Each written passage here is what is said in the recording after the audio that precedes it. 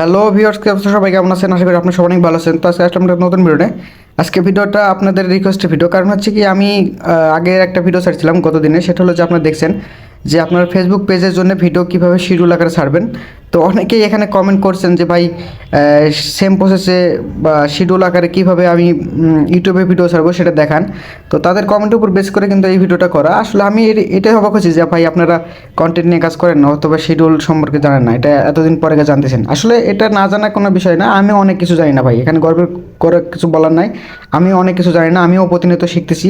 তবে আমি ভাবিনি যে এই ধরনের ভিডিও আপনারা দেখবেন। ঠিক আছে, আপনারা এত সাপোর্ট দেবেন তার জন্য ধন্যবাদ। তো আর কথা বাড়াবো না, যেহেতু আমি পূর্বে অনেক কথা বলে রাখছি ওই ভিডিওতে। ঠিক আছে, তো আমি জাস্ট কীভাবে আপলোড করবেন সেই প্রসেসটাই দেখাবো। ঠিক আছে, তো তার জন্য কী করবেন, আমিও সেম। আমি যেহেতু আগের একটা ভিডিওতে আমি ফেসবুক নিয়ে কাজ করছি, সেই জন্য ফেসবুকের এই স্টুডিওটা ইউজ করে দেখাছিলাম। তো সেক্ষেত্রে আমি ওয়াইটি স্টুডিও থেকে দেখাবো, কারণ আমি ওয়াইটি স্টুডিওতেই সব কিছু কন্টেন্ট ম্যানেজ করি। তো তার জন্য কী করবো, আমি রিলসটাকে আপলোড করে নিই। তো রিলস আপলোড করার জন্য আমিও কিন্তু সেম রিলস আমি ইউটিউবে ছাড়ি, ফেসবুকে ছাড়ি। ঠিক আছে, তো ইউটিউবটা ওপেন করলাম। ইউটিউব ওপেন করার পরে এখান থেকে আপনার নর্মালি রিলস যেভাবে আপলোড করেন ঠিক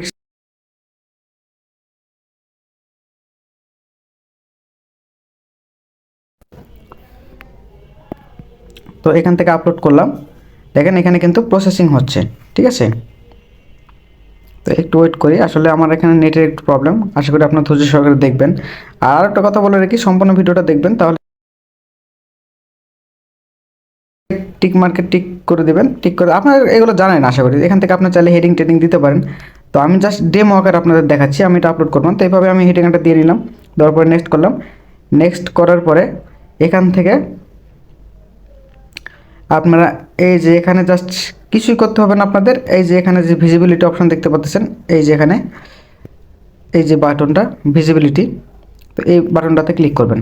এখানে ক্লিক করার পরে আপনাকে ম্যানুয়ালি হয়তো বা পাবলিশ করেন অথবা প্রাইভেট করে রাখেন। এখানে কী করবেন, জাস্ট শিডিউলে ক্লিক করবেন। শিডিউলে ক্লিক করার পরে এখানে দেখতে পারেন ডেটের একটা ফরম্যাট আছে, পাবলিশড অ্যাজ এ পাবলিশ। তো এখানে ক্লিক করার পরে আপনি কবে ছাড়তে চাচ্ছেন। তো আমি সাপোজ 28 তারিখে ছাড়তে চাচ্ছি, 28 তারিখ সিলেক্ট করলাম। 28 তারিখ সিলেক্ট করার পরে কোন সময় ছাড়তে চাচ্ছেন সেই সময়টা আপনি এখান থেকে দেখে দেবেন। তো আমি 7:30 PM সন্ধ্যায়। ঠিক আছে, তো তার জন্য ওকে প্রেস করলাম। মানে কি আমার হচ্ছে 28 তারিখ সন্ধ্যা 7:30 এই ভিডিওটা পাবলিশ হবে। এটা দেওয়ার পর আমি এখান থেকে ব্যাকে চলে যাবেন। ব্যাকে চলে গেলেও কিন্তু এখানে দেখতে পাবেন যে আপনার টাইমটা এখানে সেট হয়ে আছে, এটা চেক করে নেবেন। তারপর সম্পূর্ণ প্রসেস আপনার কমপ্লিট করার পরে আপনার নিচে এখানে দেখতে পাবেন যে আপলোড শর্ট। এই আপলোড শর্টে ক্লিক করলে কিন্তু শর্ট ম্যানুয়ালি যেভাবে আপলোড হয় ঠিক সেমভাবে আপলোড হয়ে যাবে, বাট এখান থেকে শিডিউলার সেট হয়ে যাবে।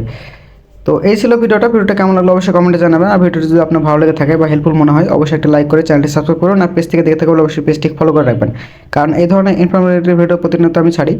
সো দেখাবেন নেক্সট কোনো ভিডিওতে। ততক্ষণ ভালো থাকবেন, ধন্যবাদ।